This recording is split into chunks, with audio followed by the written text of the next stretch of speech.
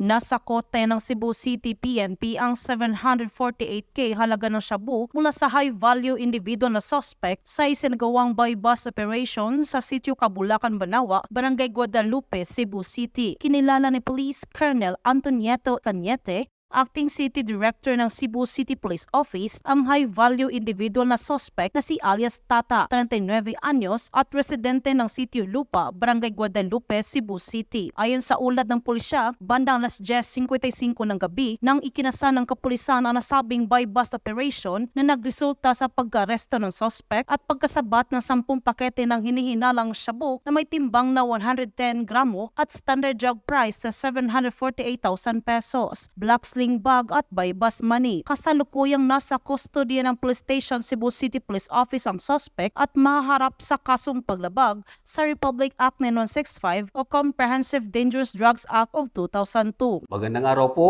Ako po si Police Colonel Antonito Ibanez Cañete, ang Acting City Director ng Cebu City Police Office. Tinitiyak po ng Cebu City Police Office sa publiko na ang ganitong operasyon ay patuloy na isasagawa ng ating kapulisan upang matigil ang paglaganap ng iligal na droga. Sama-sama po nating labanan ang salot na iligal na droga upang makamit ang isang ligtas at maunlad na komunidad. Dahil sa bagong Pilipinas, ang gusto ng pulis, ligtas ka. Ang kapulisan ng Cebu City ay patuloy sa pagpapaigting ng kanilang kampanya kontra iligal na droga. Ito ay alinsunod sa isa sa pangunahing prioridad ng pamahalaan na labanan ang mga sindikato ng droga sa pamamagitan ng pagpigil sa kanilang mga iligal na aktibidad at pagbuwag sa kanilang mga operasyon. Mula dito sa Central Visayas, ako yung Police News Network Correspondent, Patrolwoman Nikia Cañedo, alagad ng batas, tagataguyod ng balitang pulis.